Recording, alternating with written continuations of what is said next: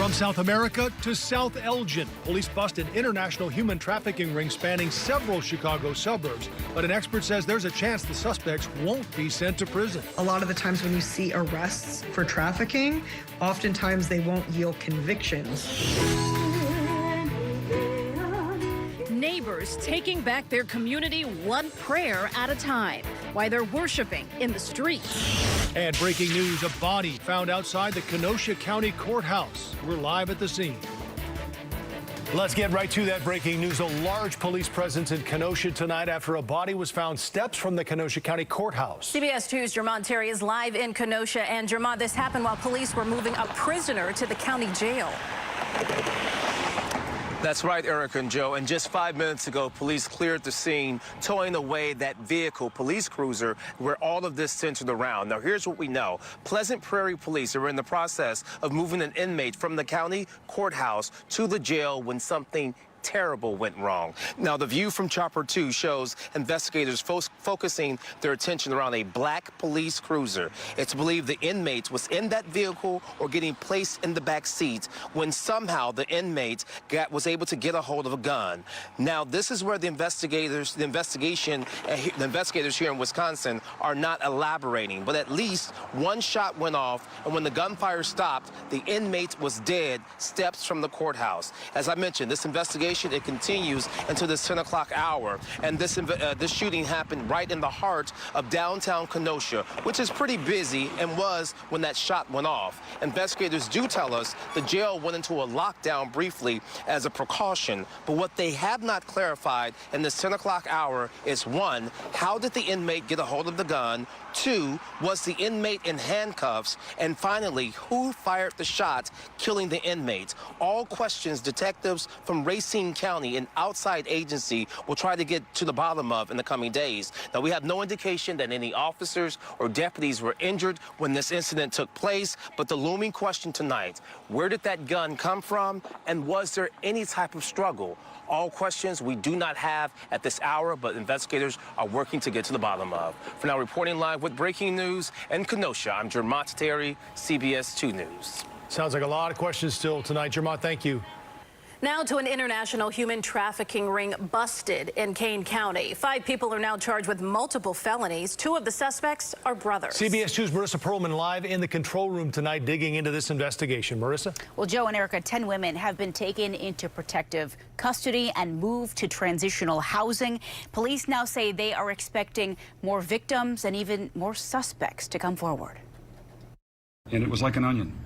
The more we peeled it back, the more it stunk. St. Charles police launching a sex trafficking investigation in early spring after they say they found a brothel operating on the near west side of the city. Women were brought into the United States for the sole purposes of being victimized and exploited. 10 women total in their early 20s and 30s lured from South America to the U.S. for the sole purpose of prostitution. The investigation revealing it was all part of a larger criminal enterprise, also operating out of apartments in Chicago, Aurora, Elgin, South Elgin, Hanover Park, and Palatine. This is extremely widespread, and when we find this out, we see how connected it is to other jurisdictions. 4 men and 1 woman were arrested. Investigators say they ran their operation through word of mouth and found business cards circulating in underground communities advertising the women. All 5 slapped with multiple felonies, though charges may be hard to prove. These crimes are very difficult to land convictions. We're talking about modern slavery here. Dr. Kimberly Melman Orozco, human trafficking expert and author, says to convict a trafficking charge, prosecutors will have to track the money and prove it was kept from the victims. In order for it to be considered trafficking for adults, you have to, it can't just be commercial sex. It has to also, you have to also have the elements of force, fraud, coercion, deception, or threat. And show how much of these victims' lives were controlled and why they couldn't escape. Sometimes it's even threats that if you go to law enforcement, we're going to harm you or your family or your friends. Police say it's still not clear exactly how long these crimes were going on. All 5 of these suspects are now being held on $5 million bond. In the control room, Marissa Perlman, CBS 2 News. Marissa, thank you. A former youth volleyball coach in McHenry County is accused of trying to solicit sex with a girl under the age of 14. Investigators say 44-year-old Philip Bromley was talking with an undercover detective online, thinking it was the girl, and tried to meet up for a sexual encounter. Lake County investigators were there to arrest him. Authorities are encouraging anyone who may be a victim of Bromley to contact police and file a report. There are new details tonight in this deadly shooting last month at the Scene 75 Entertainment Center in suburban Romeoville. Tonight, Romeoville police announced they arrested a 16-year-old boy in Chicago with the help of the U.S. Marshals Service Great Lakes Regional Fugitive Task Force. The teen is now facing first-degree murder charges and is being held on a $5 million bond. He's also facing a charge of aggravated battery with a firearm. A 19-year-old Chicago man was killed in that June 24th shooting. One other person was injured. A man's been charged with shooting at an ambulance in Logan Square. Police say around 9:30 last night, 39-year-old Ricardo Vasquez got out of his car and walked up to an ambulance on Hamlin and Wrightwood. He yelled at first responders to move out of his way. He then fired several shots before driving off. You can see at least 3 bullet holes in the back door of the ambulance. No one was hurt. One Chicago neighborhood is fighting back against crime this summer by literally taking back the streets. A church in the city's Little Village neighborhood is holding street masses every Tuesday and Thursday night to pray for peace. CBS 2's Maribel Gonzalez live with the story for us tonight. Maribel? Yeah, Eric and Joe, they're using their faith to combat crime. Now, this is something that the local Catholic Church, St. Agnes of Bohemia Parish, has been doing for more than 20 years. But they say that it's now more than ever when this community needs their healing. Uno, dos, tres, probando. It looks like the setup for a block party. Oops. And it very much looks like one. But this reunion is a block mass, a service just like one you would see inside a Catholic church.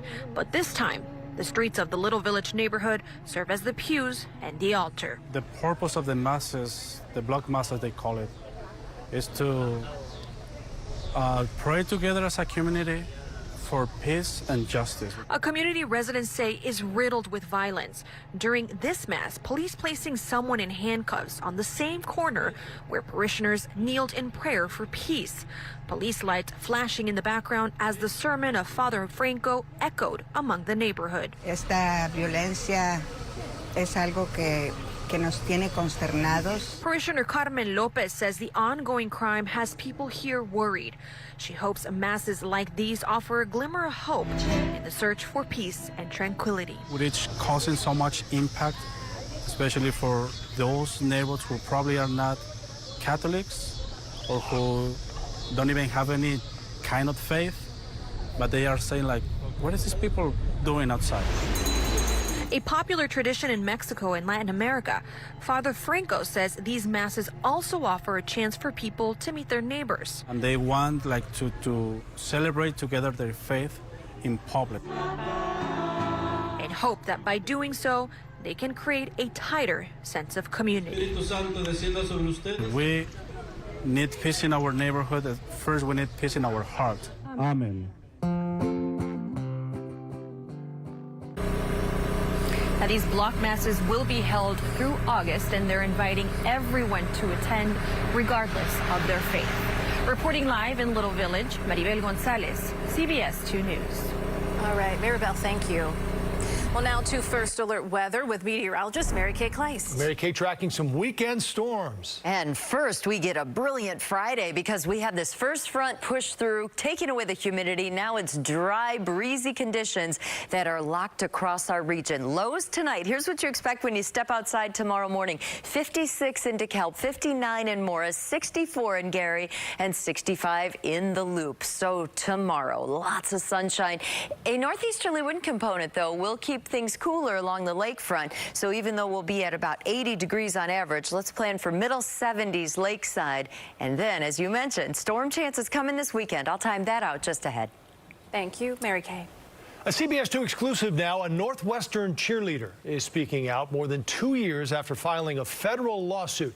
In it, she claims members of the university and athletic department turned a blind eye to her complaints of sexual harassment. It comes as the fallout from the football team's hazing scandal grows. Hayden Richardson says she and the other cheerleaders were treated as sex objects and were subjected to constant groping and sexualized comments from alumni and football fans. She says she complained to her coach, who then told her to get evidence. But when Richardson got statements from other teammates saying the same thing, she says she was accused of fabricating evidence. After seeing the headlines of hazing and sexual abuse within the school's football team, Richardson says she's disappointed but not surprised. Seeing people in these senior leadership roles say, oh, I had no idea. There's no way you didn't know. These athletes look up to you. They tell you everything. You at minimum are going to hear whispers because these things don't happen quietly. Richardson's case is ongoing. We reached out to Northwestern about her claims and are still waiting for a response. SAG-AFTRA's ongoing labor dispute took center stage with a walk and rally downtown in support of the actors. Get up, get down. About 120 people gathered here in front of Buckingham Fountain with one goal: to make their voices heard when it comes to what they call fair pay. Many of the actors here say they are in the middle to lower class when it comes to their wages, and that is what this strike is all about. We should be able to enjoy what we do without worrying about going in, working, and then still having to work a regular job. A lot of your favorite series regulars are working on set every day and then working as a busser or a waiter during the day. The Alliance of Motion Picture and Television Producers tells CBS 2 the deal SAG-AFTRA walked away from was worth more than $1 billion in wage increases, pension and health contributions, and residual increases over 3 years. Next, on the CBS 2 News at 10, a police officer springs into action to help save a boy who nearly drowned. The lessons police want everyone to learn from this video. Then, the Long Island serial killer investigation expands. The suspect's possible connections to murders in several other states. And a major movie theater chain hits rewind on a controversial plan to charge more for premium seats. We're back in 90. Breaking news from Phoenix, Arizona now. Take a look at this. Fire shooting into the air at a propane business near Sky Harbor International Airport. City officials say several propane gas tanks exploded. No one was hurt. The airport says so far flights have not been impacted. Tonight, police are looking at unsolved murders in other states, possibly linked to accused New York serial killer Rex Heuermann. Investigators also say they believe Heuermann may have killed at least one victim at his Long Island home. Right now, he's charged with the murders of 3 women and is the prime suspect in a 4th woman's death. Their bodies were found within a quarter mile of each other in 2010. Prosecutors have data from 7 burner phones used to contact victims and say the 59-year-old did more than 200 searches about the investigation. New details tonight about the Las Vegas area house searched in connection with the death of rapper Tupac Shakur. Police records, or public records rather, show the house belongs to the wife of Dwayne Davis. And Davis is the uncle of Orlando Anderson, who was a suspect shortly after the fatal shooting of Shakur 27 years ago. Back in 2018, Davis said he was in the front seat of Anderson's vehicle when the fatal shots were fired, adding the street code of silence kept him from naming the killer. Police in Las Vegas took several items, including tablets, computers, hard drives, and photographs. A toddler in a Detroit suburb is recovering tonight after an officer jumped into action to save him from drowning. We want to warn you, you might find this video difficult to watch. Oh, he's breathing. He's breathing. We got him breathing.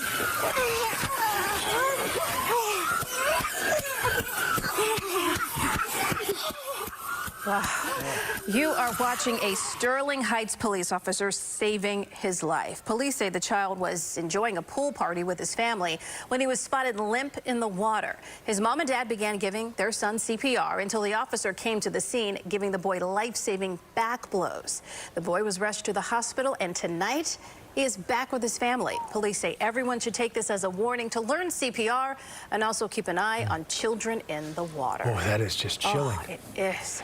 So our next story here showcases dance as a form of healing and fun for people with Parkinson's disease. Photojournalist Lana Hinshaw-Clan spoke with the Joffrey Ballet's Carly Legal about its partnership with Northwestern Medicine. This program is called Dancing with Parkinson's. bringing dance to people who don't think that they can dance. We'll spend the first half of class seated in chairs. Minnie, Carly. It's exciting, it's fun. I've told all my friends I was going to do this, and they asked if I was going to wear a tutu. Up and drop. They don't make them that big. And we stretch and close. Stretch and close. Never having been disabled before in my life. And I like to think of myself as being able. And halfway through class, all the participants will have the option to stand.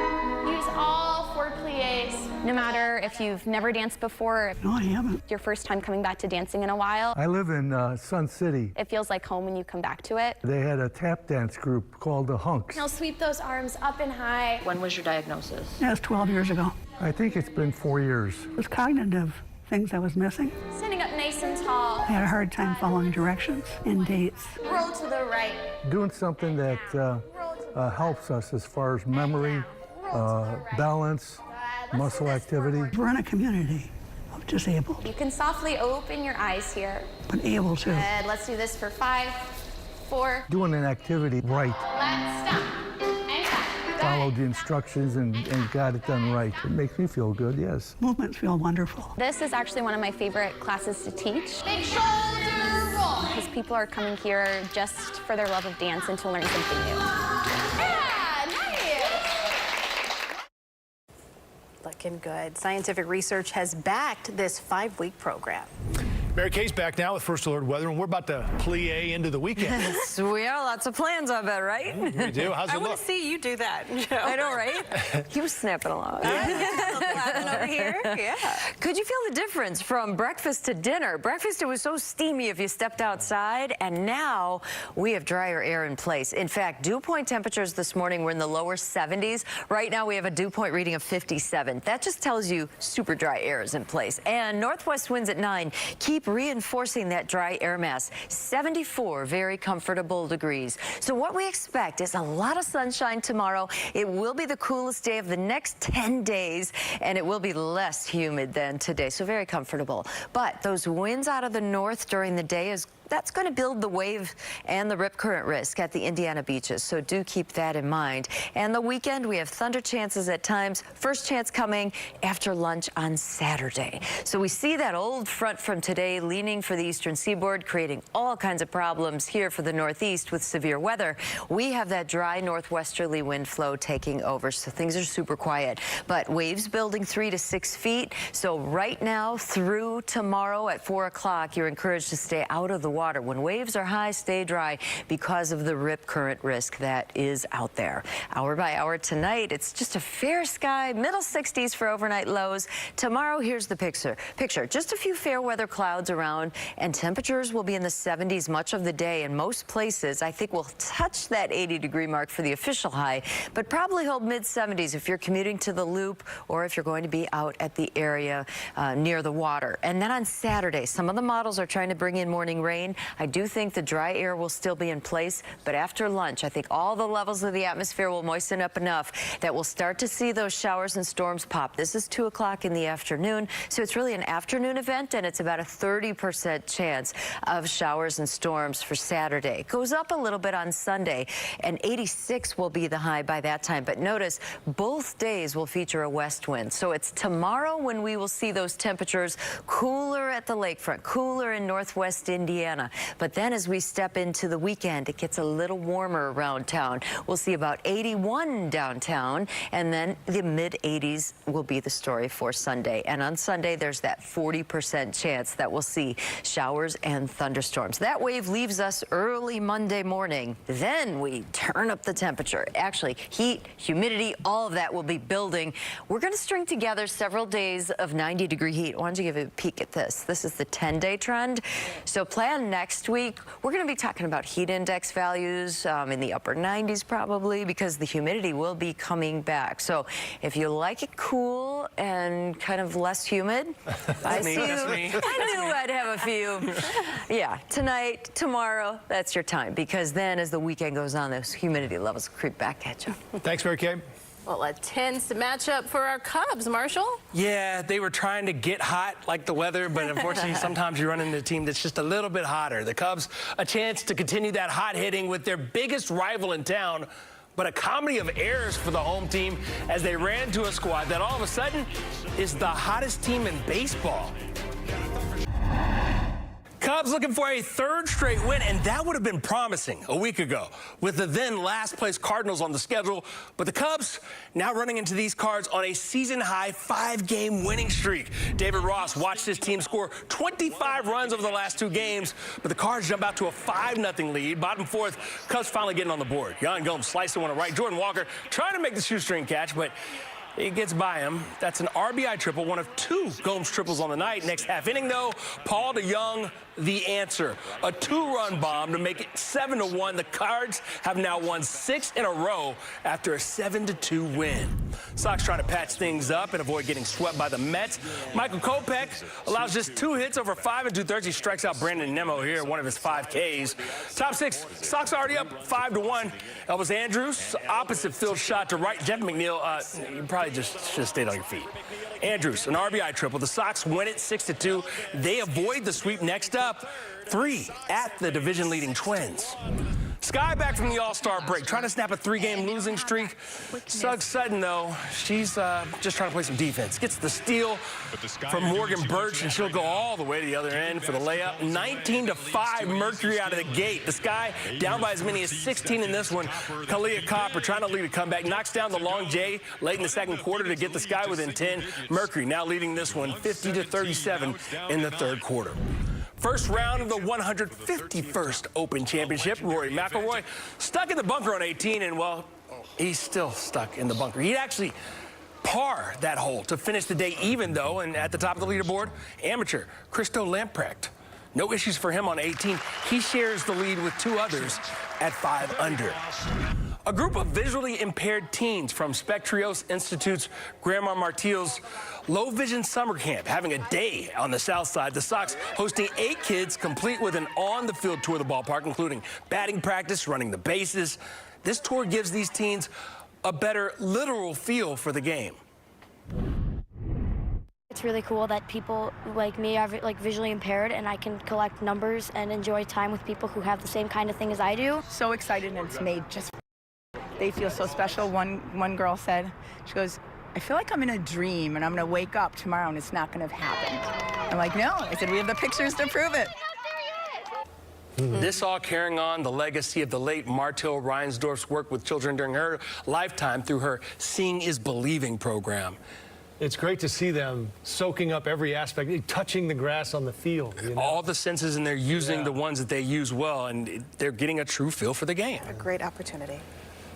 Well, a theater chain drops its controversial plan to charge more money for its best seats. What changed their minds? And weeks after Taylor Swift took Chicago by storm, local businesses prepare for the next boost in sales from another music superstar. And tonight on The Late Show with Stephen Colbert, the hosts of CBS Mornings. Sponsored locally by Menards. Save big money at Menards on all your home improvement needs. Someone in California is having a very good night. The winning Powerball ticket worth $1.08 billion was sold at this mini mart in Los Angeles. It's the only ticket to match all 5 numbers and the Powerball number. The winner has not been identified, but the store's owner, a father of 4, is expected to also get a Powerball payout of about $1 million. What will $1 million mean for you and your family? I have to give you a vacation, something like that.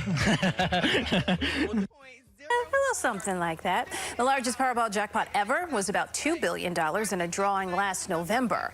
And here in Elmhurst, no $1 billion Powerball jackpot win, but someone did purchase a winning $1 million ticket here. Say hey, Miss Carter.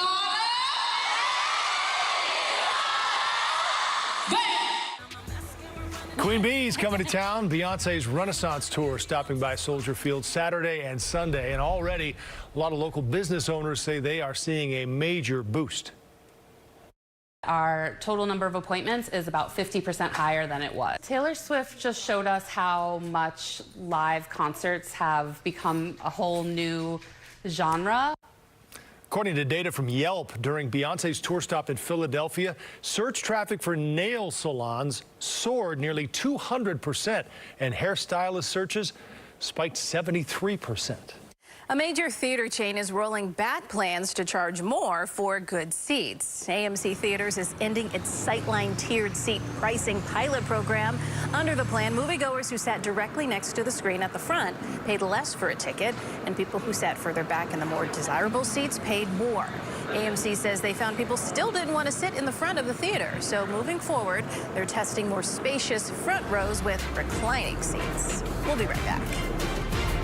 Here's a crazy story. This woman thought she was signing a contract to sell her home, but she was actually signing on to a 40-year nightmare. The company doesn't even have to help her sell her home, but if she sells at any point in the next 40 years, they get a cut of the money. And she can't even get out of it if she dies. That's right, not even death is an escape. We told you it was crazy. We'll sort it all out Friday night on CBS 2 News at 10. Police officers went below and beyond in Champaign to save a family of ducks. You can see a University of Illinois Urbana-Champaign officer going into the sewers there to save ducklings who fell into a storm drain while crossing the street. All the ducks and the officers made it out safely. Anything sewer related is definitely brave. That is. I couldn't do it. 100%. And the ducks always seem to find those things, don't they? Yeah. Well, bravo. All right. Indeed. How's the weather? Okay, nice and bright for us tomorrow. Less humid. It'll be the coolest day of the next 10. We will feature a high of about 80 degrees, but a northeast wind at 5 to 10. That'll keep shorefront temperatures probably in the middle 70s. So below average, but nice and bright. A couple storms Saturday afternoon, but tomorrow, fantastic Friday. Great. Thank you, Mary Kay. That's it for the CBS 2 News at 10. I'm Joe Donlin. And I'm Erica Sargent. Have a great night. Cold Bear starts right now.